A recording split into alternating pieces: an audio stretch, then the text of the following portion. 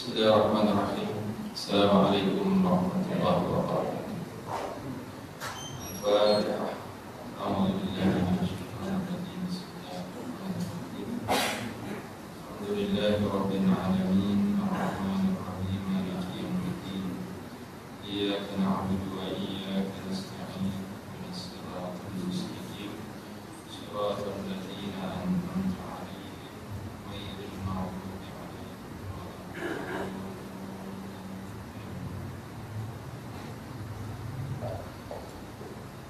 Alhamdulillah ala fitratil Islam wa kalimatil ikhlas wa ala dini nabiyyina Muhammadin sallallahu alaihi wasallam wa ala millati abina Ibrahim hanifa wa ma kana minal musyrikin. Asyhadu an la ilaha illallah wahdahu la syarika lah. Asyhadu anna Muhammadan abduhu wa rasuluh. Fa inna afdalal hadis kitabullah wa khairul hadi hadi Muhammadin sallallahu alaihi wasallam. Wa syarrul umuri muhdatsatuha wa kullu muhdatsatin bid'ah. Kullu bid'atin dhalalah wa kullu dhalalatin finnar. Kama qala Rasulullah sallallahu alaihi wasallam. Silakan Tuan Imam, hormati dan penduduk kampung, manajemen kuasa masjid, tuan-tuan haji, puan-puan haji sidang hadirin muslimin dan muslimat rahimahullah. Alhamdulillah, syukur kepada Allah Subhanahu wa taala. Pada malam ini kita dapat bertemu lagi dan menyambung perbincangan kita, bicara kita dalam kitab Asas Akidah Islam.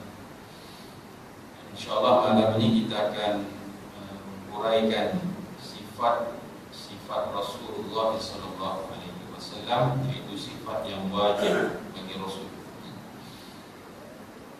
Dan uraian sifat yang wajib bagi Rasul ini kita masuk kepada uraian sifat benar. Qala al-musannif rahimahullah, uraian sifat benar: semua Rasul yang diutuskan itu adalah benar, yaitu yang pertama, benar pada pengakuannya menjadi Rasulullah. Hanya pengakuannya menjadi Rasulullah dalam keadaan pengakuan yang benar. Yang kedua, benar segala berita yang disampaikannya adalah daripada Allah.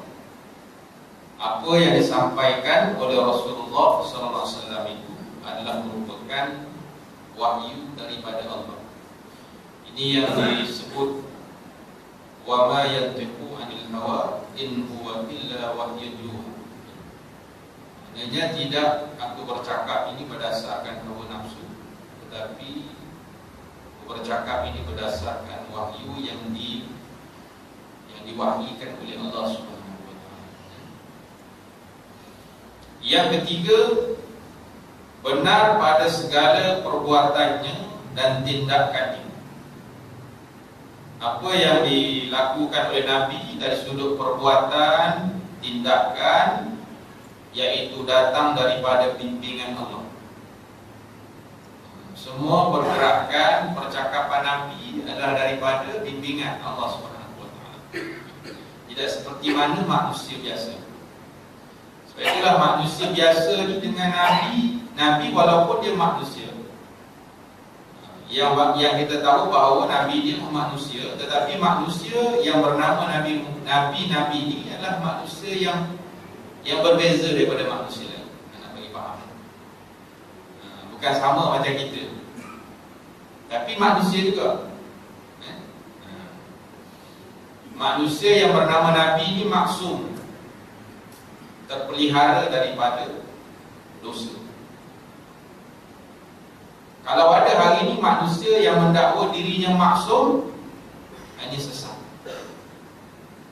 Ya, jangan pula tiba-tiba ada ustaz datang, saya maksum. Yang ni ustaz sesat, tuan-tuan ya. Selepas Nabi tidak ada lagi lelaki yang disebut maksum, yang terpelihara daripada dosa. Yang keempat, benar segala perkataannya sama ada mengenai hal-hal dunia ataupun akhirat. Nabi kalau bercakap tentang hal dunia pun benar. Nabi bercakap pasal akhirat pun benar. Kita kadang-kadang bercakap hal dunia, ada yang benar, ada yang tak berapa nak benar. Kena semak dulu perkataan manusia hari ini. Adapun WhatsApp pun kena semak juga. Jangan terus sampaikan share tak habis kita ni. Semak dulu betul tidak berita. Contoh berita pasal wajah arwah yang meninggal di Mekah baru ni kan, yang di portrait. Wajah tu rupanya wajah orang lain, tapi orang ni suka masuk bila benda tu dah cantik tu dia pun masuk gambar lain. Rupanya gambar-gambar yang bukan gambarnya. Terpaksalah keluarganya buat penafian tadi. Dia macam-macam. Sebab tu kita jangan share. Kita share. Tengok dululah nak share ni. Macam hari ni share Pak Imam kena tampar dengan orang Arab tu kan.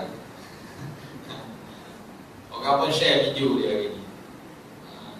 Rupanya dalam masjid negara tu ada CCTV pula.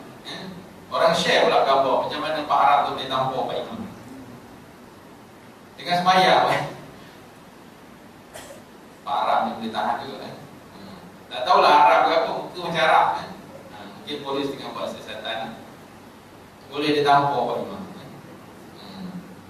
Wallahu ta'ala alam. Belum pernah terjadilah dekat masjid kita. Saya jadi imam ke, tiba-tiba ada orang datang ke depan, pam dia bagi sebiji. Mungkin saya dia buat salah dengan orang tu agaknya, jadi dia tampar. Agaknya lah. Tapi yang imam masjid negara ni saya tak tahu apa salah imam tu. Sama ada mungkin, yelah sebab bila dia tampar tu orang akan buat macam-macam tafsiran lah. Mungkin Fatihah dia salah, gitulah. Tapi kalau salah Fatihah pun janganlah buat tampar Pak Imam tu. Boleh ke depan selamba dia tampar, pam dia bagi sebiji. Jadi kita kalau boleh nak tegur imam tu jangan sampai tampar Pak Imam lah. Siapa yang jadi imam depan ni, kita nak tegur dia pun janganlah sampai ke depan pergi tampar pula Pak Imam.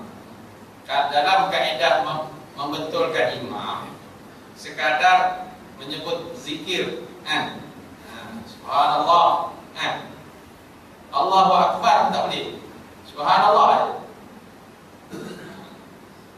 Jadi kalau nak tegur imam tu, kalau salah bacaan ke apa, sebutlah, tapi dengan niat zikir. Jangan astagfirullah tak boleh. Kaedah yang imam ajar subhanallah. Nak betulkan imam. Jangan tampar. Pergi ke depan, pam dia bagi sebiji. Kat situ kita ramai orang takut nak jadi imam. Jadi kita benda-benda macam ni kita jangan share lagi lah. Tengok dulu apa sebab. Kita suka share lah. Gambar-gambar tu kita share. Benar segala perkataan sama ada mengenai hal-hal dunia ataupun akhirat. Dalam bab akhirat, cerita syurga neraka, apa yang disampaikan oleh Nabi benar. Siapa yang menafikan apa yang disebut oleh Nabi dalam bab sama ada dunia dan akhirat yang disebut oleh Nabi, kalau akhirat boleh sampai terkeluar daripada ajaran Islam. Dia tak mengaku adanya seksa kubur, sedangkan Nabi kata ada seksaan kubur. Orang ni boleh keluar daripada Islam. Dalam bab akhirat. Tegasnya agama yang dibawa oleh Rasul-Rasul itu adalah bersih dari campur tangan manusia biasa. Agama yang dibawa oleh Nabi ini khalis, bersih, tak ada campur dengan apa-apa pun daripada manusia punya pandangan. Semuanya daripada Allah Subhanahu wa ta'ala. Firman Allah dalam surah An-Najm, "Wa ma yantiqu 'anil hawa in huwa illa wahyun yuha." Ini dalam Al-Quran. Maksudnya, dan tidaklah ia, yakni Muhammad, menuturkan sesuatu mengikut kemahuannya. Nabi bercakap bukan saja-saja bercakap, melainkan semua wahyu yang datang daripada Allah Subhanahu wa ta'ala. Hatta gurauan Nabi pun Semuanya daripada Allah Subhanahu wa taala. Gurauan Nabi. Sebab Nabi biasa bergurau. Bergurau dengan sahabat. Tapi gurauan Nabi, gurauan yang benar. Amzahu wala aqulu illa haqqin. Aku bergurau juga, kata Nabi, tetapi gurauan aku ialah haqqin, yang benar. Kita kalau gurau dengan kawan-kawan, jaga yang benar. Gurau-gurau ni janganlah. Sebab kita rasa macam nak menggembirakan kawan. Jadi gurauan-gurauan kita ni jaga benar. Tapi Nabi kalau bergurau dengan sahabat, dengan orang tua, Nabi bergurau yang benar. Sebab itu ada Nabi bergurau dengan seorang tua, dengan seorang wanita, Nabi bergurau. Gurauan Nabi kata kalau orang tua ni dekat seorang perempuan tua Islam, Nabi kata orang tua tidak ada dalam syurga. Nangis orang tua. Padahal Nabi bergurau je.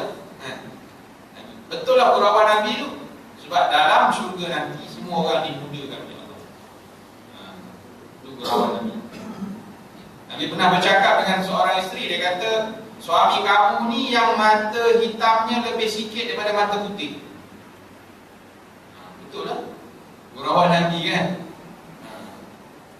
Jadi sebab itu bila Nabi bergurau, Nabi bercakap yang benar. Andainya Rasul-Rasul itu melakukan pendustaan dalam tugasnya, sudah tentu Allah tidak mengaku kebenarannya dan tidak melantiknya menjadi Rasul. Kalau dia membohong, Allah tak akan lantik jadi Rasul. Sedangkan Allah mengakui kebenaran mereka. Firman Allah dalam surah Yasin ayat 50. Hadza ma wa'ada ar-Rahman wa sadaqal mursal. Kita baca surah Yasin. Maksudnya inilah kebangkitan dari yang dijanjikan oleh Ar-Rahman, dan memang benarlah para rasul itu tentang kata-kata mereka. Kata-kata Nabi ini benar. Tidak ada yang benar melainkan yang benar-benar berlaku. Kalau dalam mahkamah kan, tuan akan angkat sumpah. Semua yang saya cakap ni benar, dan tiada yang benar melainkan benar-benar berlaku. Walaupun kadang-kadang kita bohong dalam mahkamah, tapi kita kena sebut tu bila angkat sumpah. Uraian sifat kepercayaan, amanah. Artinya Rasul-Rasul itu dipercayai dan jujur dalam tugasnya menyeru manusia ke jalan Allah. Mereka adalah manusia yang boleh dipercayai. Suatu tugas yang diserahkan tidak pernah melakukan kesalahan. Nabi tak pernah buat salah dan dosa, baik lahir maupun batin. Mereka tidak sekali-kali melakukan penipuan. Nabi tak pernah nipu atau menyeleweng terhadap hukum-hukum yang diperintahkan oleh Allah. Maknanya hukum yang Allah Ta'ala turunkan ke atas Nabi benar, dan amanahnya Nabi sampaikan kepada manusia. Maknanya Rasul yang menyampaikan tadi dalam keadaan tidak ada tokoh tambah daripada Nabi Muhammad SAW, bahkan Nabi-Nabi yang selain daripada Nabi Muhammad. Tak ada tokoh tambah hukum yang Allah Ta'ala turunkan. Kiranya Rasul-Rasul itu pecah amanah. Kalau sekiranya Nabi ini pecah amanah, tidak amanah dan bersifat khianat, sudah tentu Allah tidak menyuruh hamba-hambanya mempercayai mereka. Kalau Nabi tak amanah, nescaya Allah perintahkan manusia jangan percaya dekat Nabi. Tetapi Nabi ini bersifat amanah. Firman Allah dalam surah Asy-Syu'ara, Inni lakum rasulun amin. Sesungguhnya aku ini Rasul yang amanah, yang diutuskan oleh Allah kepada kamu. Aku ni amanah, diiyakan oleh Allah Subhanahu wa ta'ala. Sebab itu amanah ni satu sifat yang penting, tuan-tuan. Dalam memegang tanggungjawab apa pun mesti amanah. Apa saja pekerjaan tuan-tuan, amanah. Jangan menyeleweng. Sekali tuan-tuan menyeleweng, orang tidak akan percaya lagi dekat tuan-tuan. Sama ada dalam apa sajalah tanggungjawab, mesti amanah. Sebagai seorang suami, amanah kepada Allah Subhanahu wa ta'ala. Sebagai seorang isteri, amanah. Sebagai seorang yang dilantik berjawatan, mesti amanah. Telus, disebut telus hari ini, ya.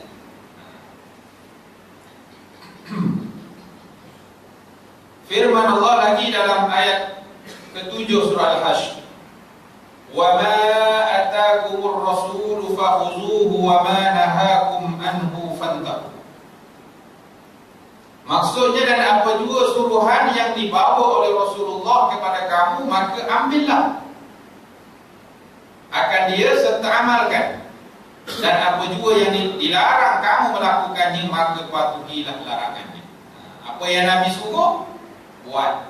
Apa yang Nabi larang, jangan buat. Ini dia. Senangnya tuan-tuan hidup ni. Kita rasa macam susah untuk hidup, segala macam diperhatikan, rasa macam susah. Sebenarnya kalau ikut aja apa yang Nabi suruh buat, apa yang Nabi larang tinggal, selesai. Tapi apa yang Nabi suruh tak buat, apa yang Nabi larang tu yang kita nak buat sangat. Betul tuan-tuan. Itulah yang nak kita buat sangat tu. Kalau nak kira kan kita ni, contohlah buat benda-benda, nak dikatakan benda-benda yang Nabi larang ni tak banyak pun, tapi benda tu yang kita suka buat. Sebab kita manusia ni suka buat benda yang sebaliknya. Dalam bahasa Arab sebut al-aqs, berlawanan daripada benda yang kita suka nak buat dengan benda yang tak suka nak kita buat. Suka berlawanan ini. Kalau orang suka ke kanan, kita suka ke kiri. Kita macam tu kan. Kita jenis manusia ni dia suka berlawan. Dia nak cari arus, dia suka berlawan arus manusia ni. Orang kata jangan, dia buat juga. Tapi kalau kita buat, anak pula dia buat. Dia gitu kan. Macam budak-budak lah, kalau kanak-kanak ni tuan-tuan larang dia, jangan main bola dah petang. Kita ayat kita gitu kan, jangan. Main lagi main. Cuba kita cakap main lagi main. Tak main lah dia, berhenti terus balik. Ya? Sebab dia berlawan. Sifat budak-budak berlawanan. Ya? Budak-budak yang berumur 70 pun kena buat begitu juga. Dia suka berlawan juga. Ya? Uraian sifat menyampaikan. Sebagaimana yang termaklum, tabligh ya. Sebagaimana yang termaklum bahawa tugas utama para rasul ialah menyampaikan perintah-perintah Allah kepada manusia, maka tidak ada satu pun perintah yang tidak disampaikan atau disembunyikan. Perintah yang Nabi bawa ni tak ada satu pun yang disembunyikan oleh Nabi. Nabi sampaikan semua. Tak ada satu pun. Kita manusia ni ada benda kat kita sembunyi. Nabi sampaikan semua. Kita kalau dalam bab masak lah contohnya, ada benda-benda kita sembunyikan. Tak nak beritahu orang macam mana, nak bagi tahu macam mana masak awak boleh sedap, saya masak tak sedap. Rahsia. Kita suka rahsia kan? Ceritalah. Kita suka simpan, nak bawa mati. Ilmu-ilmu macam ni tuan-tuan jangan bawa mati kan? Ceritakan dengan orang. Apa benda yang orang rasa kita boleh kongsi dengan orang. Nak kongsi dengan saya sila kongsi. Ilmu jangan sembunyi-sembunyi. Simpan suka simpan. Mereka menjalankan tugas itu dengan penuh dedikasi dan ketabahan hati tanpa mempedulikan sebarang halangan dan ancaman dari orang yang menentang. Sifat tabligh. Sebab itu sahabat-sahabat kita daripada yang menyampaikan, terutama yang disebut tabligh ni kan, kumpulan tabligh, dia menyampaikan. Kadang-kadang dia tekun menyampaikan. Dari rumah ke rumah dia pergi. Sampai rumah orang ni okey. Ada sampai rumah orang ni ditutup pintunya, tak dibagi masuk. Ada yang bagi salam tak jawab. Ada yang jawab tapi dia kata tak ada orang kat rumah. Dia macam-macam halangan. Ada yang bila datang bawa barang. Lari geng-geng ni. Kesian tuan-tuan. Ini biasalah kita menyampaikan. Nabi Muhammad SAW pun menyampaikan. Tapi tuan-tuan, kadang-kadang sampai apa benda yang kita sampaikan ni, kita dah buat plan cantik lah, rancangan teliti. Tapi yang terima Islam tu kerja Allah Subhanahu Wa Taala, bukan kerja kita. Sebab itu Nabi menyampaikan Islam di Taif, satu tempat yang Nabi berhijrah ke Taif. Nabi sampaikan Islam, perancangan yang cukup hebat. Nabi berhijrah tu cerita pasal Islam, tapi tak ada seorang pun orang Taif masuk Islam. Perancangan hebat, tak ada orang nak masuk Islam. Bahkan Nabi dibaling dengan batu. Nabi berdakwah dengan anak angkatnya Zaid bin Harisah tu, Nabi kena baling, berdarah kaki Nabi. Sampai malaikat nak turun hanya orang-orang Taif. Jibril turun. Jibril kata, Muhammad, bagi aku henyak sekali orang Taif. Tapi Nabi kata, no. Jangan Jibril, jangan. Kalau mereka tak nak beriman, nanti cucu cicit mereka tu akan beriman. Tu Nabi. Agak-agak kalau kita dah kena macam tu, dah berdarah, kena baling, pergi rumah orang dakwah, kena baling dengan batu, apa doa kita tuan? Ya Allah, ya Tuhan, kau turunkanlah batu besar atas rumah ni. Biasa kita gitu kan. Kita dah tak bukan sampai tahap macam Nabi punya doa arah. Kita kalau dah kena henyak sekali, ya Allah, ya Tuhan, kau turunkanlah sekali, bagi henyak rumah dia. Kita punya marah kan. Sebab kita bukan Nabi. Itu namanya kita bukan Nabi. Doa kita tak sampai pada Nabi doa. Nabi dah berdarah dalam keadaan begitu, masih berdoa lagi. Allahumma hdi qaumi fa innahum la ya'lamun. Begitu tunjuk kepada kaum ini, sesungguhnya mereka tak tahu. Malaikat Jibril dah offer dah. Agak-agak kita ni kalau ada orang offer Samsung kepala 36 datang jumpa kita, Ustaz nak minta apa? Biar saya belasah orang ni. Agak-agak Ustaz cakap apa? Malam ni kopi. Betul saya? Macam tu lah. Kita dah tak tahan dah. Banyak kali dah berdakwah tapi tak nak pergi juga. Ada macam tu kan. Tapi Nabi Jibril jangan. Nabi tahan, kata jangan nak ikutkan Jibril tuan-tuan. Ada 600 sayap. Jibril ni ada 600 sayap dia. Menurut ulama, separuh daripada sayap ni menutup sebahagian daripada alam. Satu sayap tutup alam semua.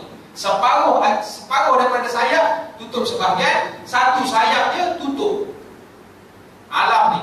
Bayangkan. Agak-agak macam senang aja Jibril kan. Dempul je, tak balik lah orang Taif. Sebab Jibril kata kau nak campakkan bukit Uhud tu, hanya orang Taif. Tapi Nabi kata jangan. Hebat Nabi itu. Sampai tahap tu itu jangan. Sabar. Jangan. Jadi tuan-tuan, ini doa sebenarnya yang diajar oleh Nabi, yang kita kena doa sama. Kita dakwah banyak dah, tapi dakwah kita belum lama lagi tuan-tuan, ya, belum lama. Baru 8 tahun. Agak-agak lah, baru 8 tahun. Itu pun rasa macam dah lama dah 8 tahun ni. Ya? Nabi Nuh lagi lama, 900 tahun.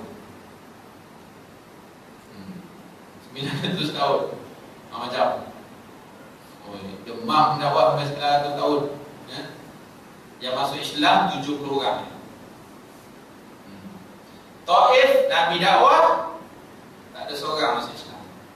Tapi dalam sirah kata ada seorang budak yang masuk Islam di kebun yang Nabi dapat berehat selepas Nabi dibaling dengan batu. Ada seorang budak suruhan jaga kebun. Jaga kebun boleh masuk Islam. Pasal apa? Hanya cerita Nabi tahu tempat tinggal dia tu adalah tempat Nabi Yunus alaihissalam. Hanya tahu tempat Nabi Yunus je. Kampung yang kamu duduk ni budak, Nabi Yunus pernah ada kat situ. Nabi Yunus ni kan yang ditelan oleh ikan Nun, kan? Hanya cerita macam tu je sembang. Terus budak ni kata, dengan ini aku masuk Islam. Senang dakwah, tuan. Itu namanya hidayah tu Allah Ta'ala bagi. Tapi kalau kita dah buat macam-macam perancangan, orang tak masuk juga, itu bukan kerja kita. Hidayah itu milik Allah Subhanahu Wa Ta'ala.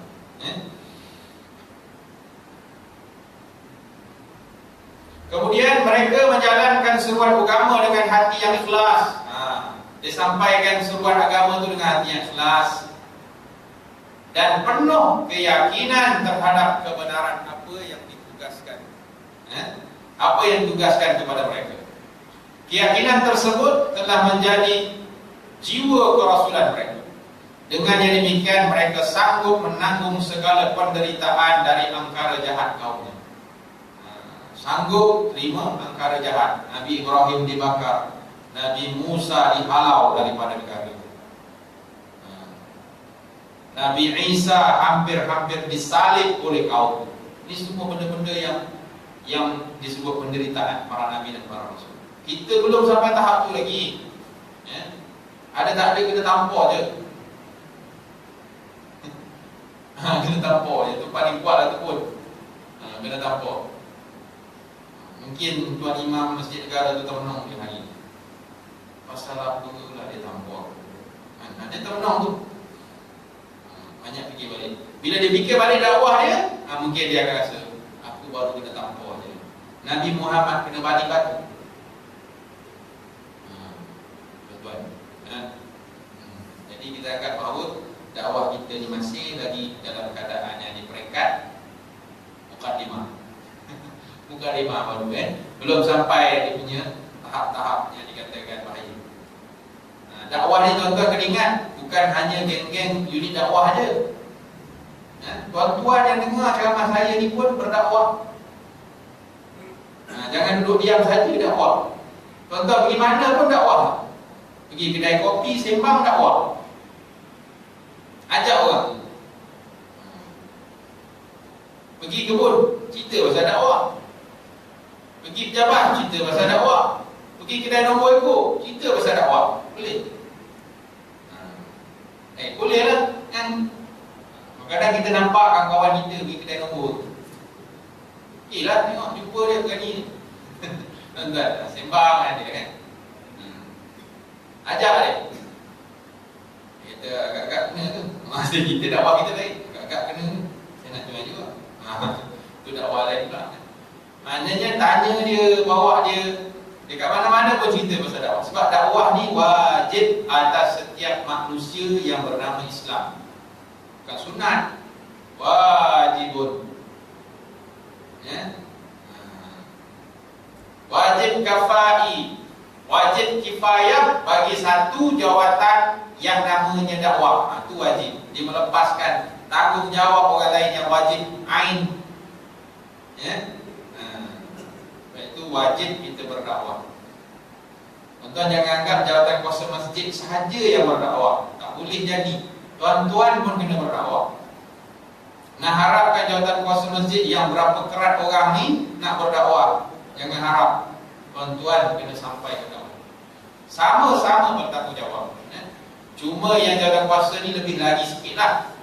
Dia kena buat strategi, perancangan. Tu dia kena buat.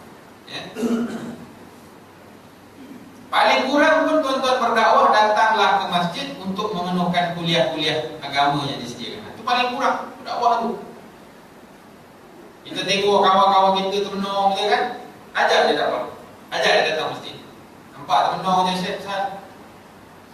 Alah dah. Sekali kan musim orang buang kerja kan? Kawan-kawan kita kena buang kan? Musim yelah emas nak buang kerja, JBC dah buang kerja kan? Banyak syarikat-syarikat bank pun dah mula sikit-sikit buang kan? Jadi yang termenung-termenung tu marilah kita ajak dia datang. Mungkin dapat menenangkan sedikit dia daripada keadaan tenang datang bawa bagi kita tenang. Kiranya mereka tidak menyampaikan segala perintah Allah, maka dengan sendirinya terlucutlah jawatan Rasul yang dikurniakan kepada. Kalau dia tak sampaikan Islam, terlucut jawatan. Hal ini bertentangan dengan apa yang diperintahkan oleh Allah. Firman Allah dalam surah Al-Ma'idah Ya ayyuhar rasul balligh ma unzila ilaika min rabbik wa in lam taf'al fama ballaghta risalatahu wallahu ya'simuka minan nas innallaha la yahdil qaumal kafirin. Maksudnya, wahai Rasulullah, sampaikanlah apa yang telah diturunkan kepadamu dari Tuhan, dan jika engkau tidak melakukannya, kata Allah, dengan menyampaikan semuanya, maka bermakna tiadalah engkau menyampaikan perutusannya.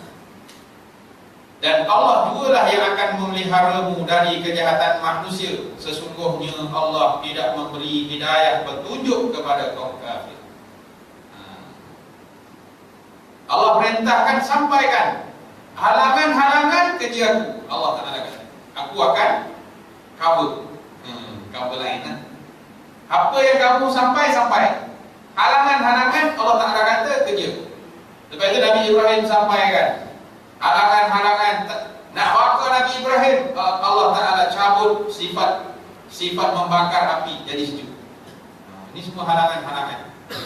Nabi Musa dihalau, jangan takut, lalu je laut. Allah belahkan laut, Nabi Musa boleh lalu. Nabi Isa diangkat ke langit dengan izin Allah Subhanahu wa Ta'ala. Yang penting sampaikan. Itu dia.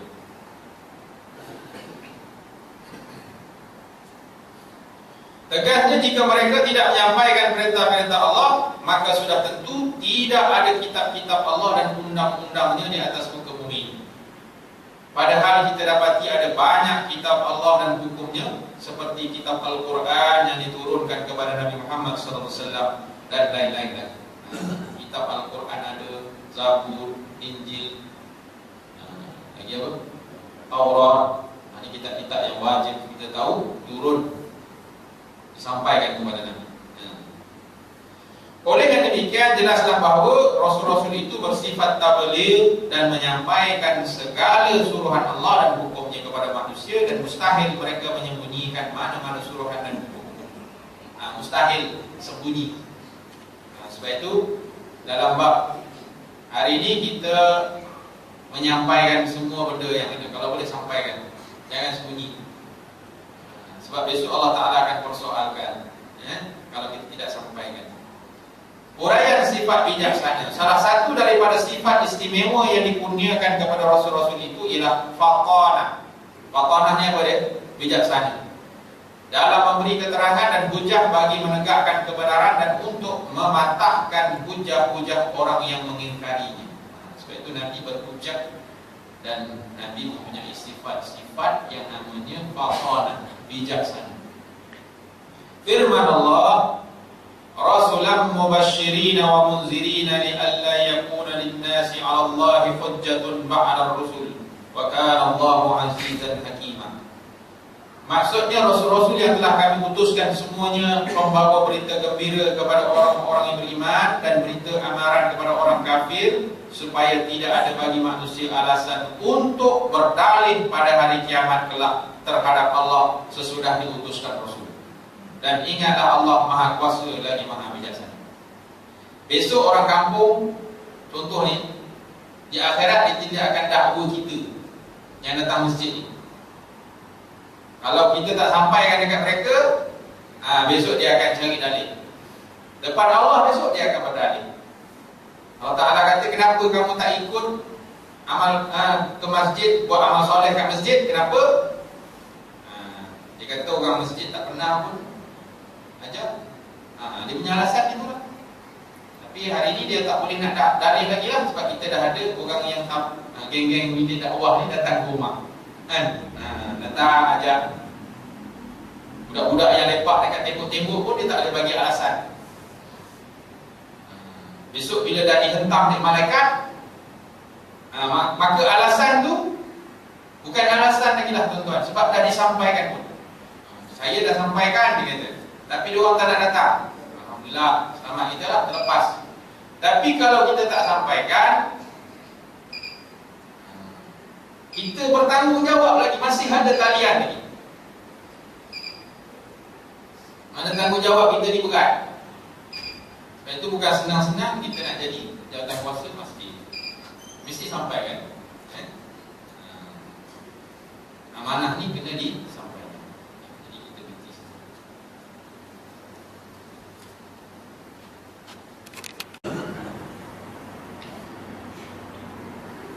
Jadi alasan untuk berdalih pada hari kiamat kelak terhadap Allah sesudah diutuskan Rasul, dan ingatlah Allah Maha Kuasa lagi Maha Bijaksana. Jadi tidak ada alasan yang boleh diberikan.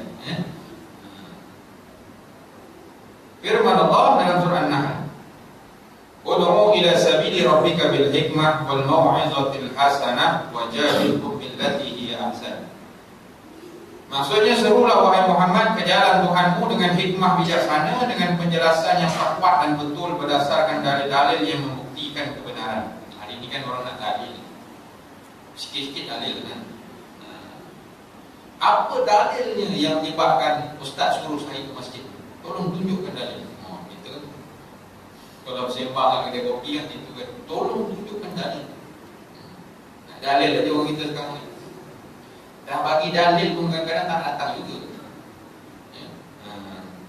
Sebab bila kata Nabi pun dulu berhujah dengan perempuan yang menentang Nabi. Tunjukkan Muhammad, kalau kamu ni betul-betul Rasul, cuba suruh Tok ni, biawak ni cakap dengan kamu. Kalau betul kamu Rasul, cuba kamu cakap dengan Tok. Sampai tahap tu kan kerja, orang kata kerja gila tuan-tuan, cukup cakap dengan Tok biawak ni.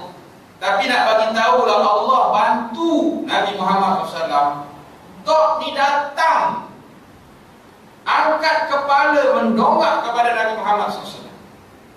Tok tu sendiri bangun badannya, angkat menoleh pula kepada Nabi Muhammad SAW.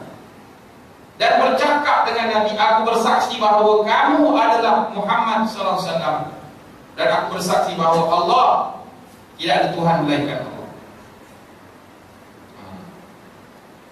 Tercengang Pak Arab tu. Bukan Pak Arab yang apa imam tu kan. Mana Arab Quraisy itu tercengang. Kalau dah Tok boleh bercakap, tapi tetap juga tak nak beriman. Tak nak beriman juga. Dah belah bulan pun tak nak beriman juga. Sampai hari ini kesan daripada NASA kata ada kesan belahan. Bulan tu memang ada kesan belahan. NASA je yang sembunyikan fakta ni. Sebab dia tahu, dia nampak. Kalau dia cerita, ramai lagi orang Islam. Dia tak cerita pun, orang belah-belah barat sekarang ni masuk Islam tu macam berduyun-duyun masuk. Kalau dekat UK tu orang masuk Islam tu, ya Allah, di UK semakin hari semakin ramai orang masuk Islam. Sebab tu bulan yang dia belah tu ada kesan, tapi masih lagi tak nak beriman. Ini yang katakan bahawa sawaun alaihim a'andartahum am lam tunzirhum la yu'minun. Sama ada kamu ni beri peringatan kepada mereka ke tak beri ke, mereka tetap tak nak beriman. Jenis degil. Kalau dah jenis degil tu nak buat macam mana degil? Atau nak kata apa lah, kalau dah degil kan, dia kata degil. Kedegilan dia satu sifat juga. Susah kita nak buang degil, ya? Kemudian, dan nasihat pengajaran yang baik dengan pengajaran yang menarik, dengan menyebut peristiwa-peristiwa yang mendatangkan iktibar supaya mereka patuh kepada perintah Allah. Ya? Nasihat yang baik. Ada setengah orang disampaikan nasihat yang baik secara lembut, orang boleh terima. Hantar orang ni tak boleh. Ada setengah orang, bila orang ni dia tak boleh terima orang lembut, hantar orang yang kasar sikit. Dia macam tu. Ya? Ada setengah orang dia tak nak lembut lagi lah. Dia nak betul-betul keras. Dia begitulah. Dia ikut keadaan. Macam mana pendakwah tu kan. Sebab itu pendakwah ni dia berbagai. Dia kena bil hikmah. Dan berbahaslah dengan mereka yang menentang seruan engkau dengan cara yang lebih baik, iaitu dengan lemah lembut dan kata-kata yang baik. Dengan yang demikian dapat melembutkan tentangan mereka. Paling kurang pun mereka tak menentang sangat. Itulah dia maknanya. Sebelum ni menentang kan. Kita kadang-kadang dulu mula-mula datang tu dia bawa parang. Tapi bila kita datang kali kedua, dia tak bawa parang dah. Dia bawa machine gun. Kalau bawa machine gun tu maknanya payah sikit lah. Tapi kalau kita datang tu, mula-mula dia bawa parang panjang. Kali kedua datang, parang tu dah pendek dah. Kali ketiga, tak ada parang. Dia bagi pula ubi. Yang tu maknanya ada kesan, tuan-tuan. Dakwahnya ada kesan. Sebab itu dakwah ni kena berkali-kali. Berkali-kali.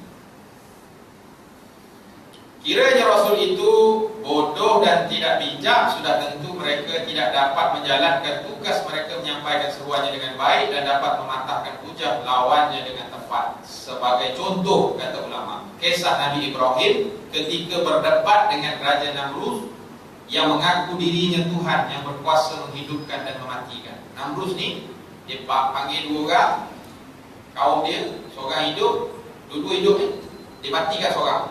Lepas tu dia kata, aku dah matikan seorang, aku hidupkan seorang. Kau hidup, boleh mati. Yang dah mati aku bunuh, mati ya. Macam tu senang, tuan-tuan. Raja Namrus ni tak apa rezeki. Bila Nabi Ibrahim berhujah dengan orang ni, apa Nabi Ibrahim buat?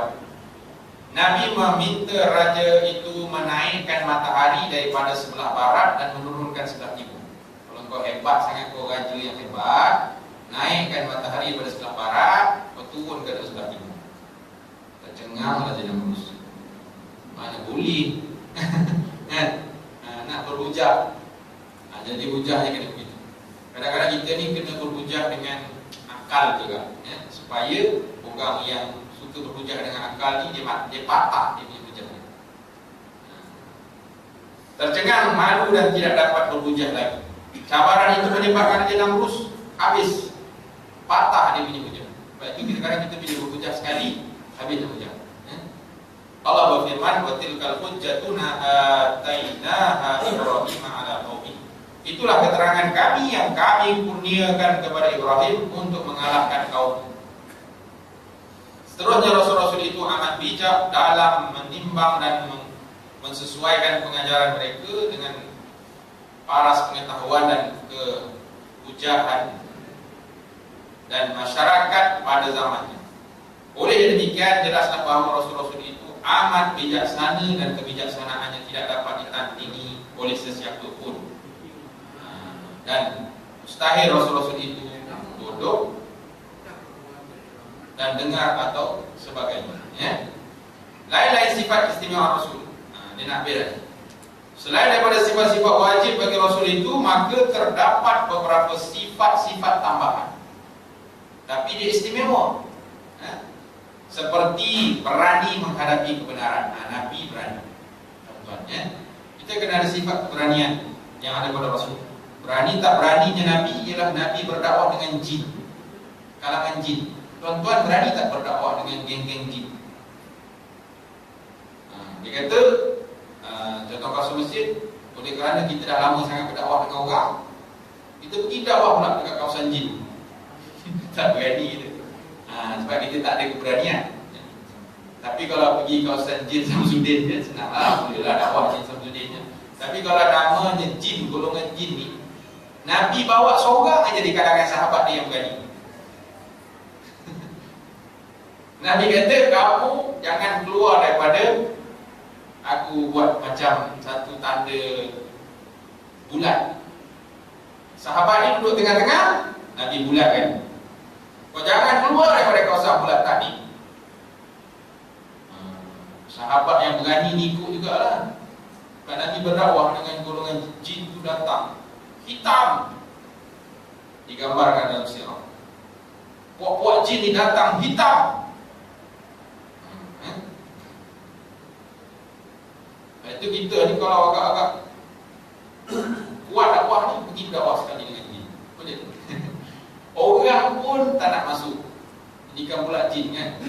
Tak payahlah dakwah dengan orang dulu lah.